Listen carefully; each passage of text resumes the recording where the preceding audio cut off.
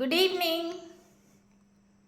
Form ஹவுஸில் இருக்கேன். இப்போது நம்ம ஒரு 15 டேஸ் முன்னாடி வந்து ஒரு 160 லெமன் அளவுக்கு வந்து ஹார்வெஸ்ட் பண்ணியிருந்தோம்.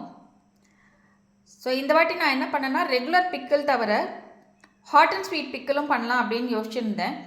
ஸோ அது வந்து நம்ம நார்த்தில் வந்து ரொம்ப காமன் அது. சரி, நம்ம இந்த வாட்டி ஃபஸ்ட் டைம் ட்ரை பண்ணலாம் அப்படின்னு சொல்லிட்டு நான் என்ன பண்ணேன்னா, ஒரு 35 லெமன் அதை எடுத்து இந்த மாதிரி கட் பண்ணி போட்டு வச்சுருந்தேன்.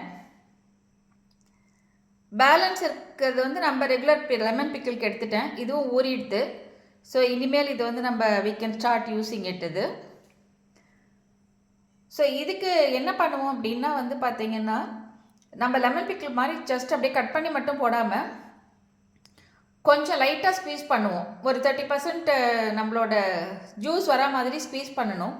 ஸ்க்வீஸ் பண்ணி எல்லாத்தையும் எடுத்துகிட்டு சின்ன சின்னதாக கட் பண்ணி இந்த மாதிரி போடுவோம். இதில் மஞ்சள் பொடி ஆட் பண்ண மாட்டோம்.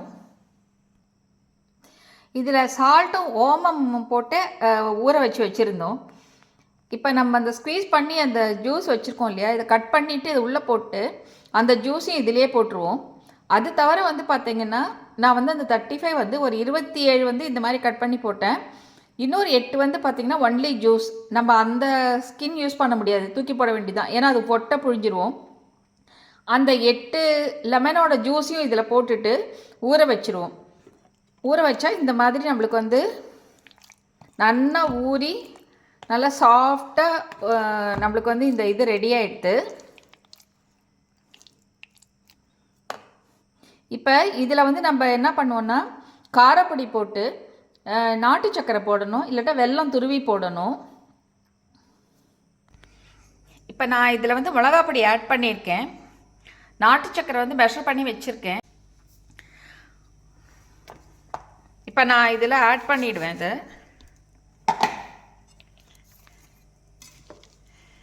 இது அப்படியே கிளறிட்டு நம்ம டேஸ்ட் பண்ணிக்கலாம். நம்மளோட டேஸ்ட் பட்ஸ்க்கு இது நல்லா இருக்கா, இல்லை இன்னும் கொஞ்சம் மிளகாப்பொடி வேணுமா, அதெல்லாம் நம்ம வந்து நம்மளோட டேஸ்ட்டுக்கு இதை வந்து ஆட் பண்ணிக்கலாம்.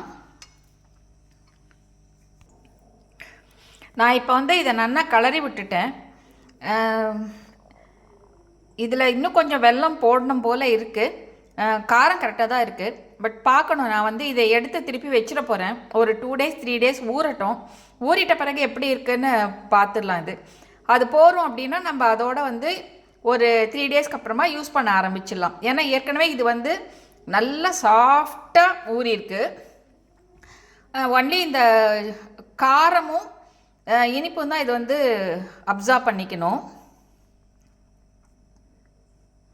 இந்த பிக்கிளுக்கு வந்து நோ ஆயில், அதனால் வந்து இப்போ நம்ம ஸ்டவ்வில் வச்சு பண்ணுற வேலை இல்லை, ஆயில் கிடையாது இதுக்கு, அப்படியே சாப்பிட்லாம். இன்னொன்று வந்து பார்த்திங்கன்னா, இப்போ இது வந்து தயிர் சாதத்துக்கு நல்லாயிருக்கும்.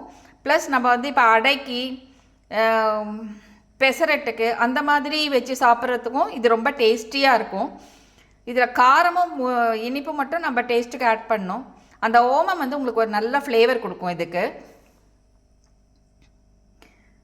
இதில் ரொம்ப இம்பார்ட்டண்ட்டாக கவனிக்க வேண்டியது என்னென்னா, அந்த இனிஷியலாக நம்ம கட் பண்ணி புழியிறோம் இல்லையா, அதை வந்து பார்த்து ஒரு கம்மியாக புழியணும். ஒரு 20-30% ஜூஸ் மட்டும் புழிஞ்சிட்டு மிச்சத்தை எல்லாத்தையும் கட் பண்ணணும். சீட்ஸ் எல்லாத்தையும் ரிமூவ் பண்ணணும். இதில் அது இருந்ததுன்னா கொஞ்சம் கசந்துடும். அது ஒன்று. மிச்சம் நம்ம 8 கட் பண்ணுறோம் அப்படின்னா அதை வந்து நம்ம உடனே அந்த தோலையும் யூஸ் பண்ணிக்கலாம் அப்படின்லாம் யோசிச்சிடக்கூடாது. ஏன்னா வந்து அது நல்லா புழிஞ்சிடும் ஃபுல்லாக. அந்த ஜூஸ் மட்டும் வேணும். அவ்வளோ ஜூஸ் இருந்தாலே வந்து பார்த்திங்கன்னா உங்களுக்கு வந்து இவ்வளோ கெட்டியாக இதுவாகிருக்கு. அது ஊறச்ச நீங்கள் அந்த தோலையும் ஆட் பண்ணிங்க அப்படின்னா போராமல் போயிடும். அப்போ ரொம்ப வந்து பிக்கிள் வந்து ட்ரை ஆகிடும்.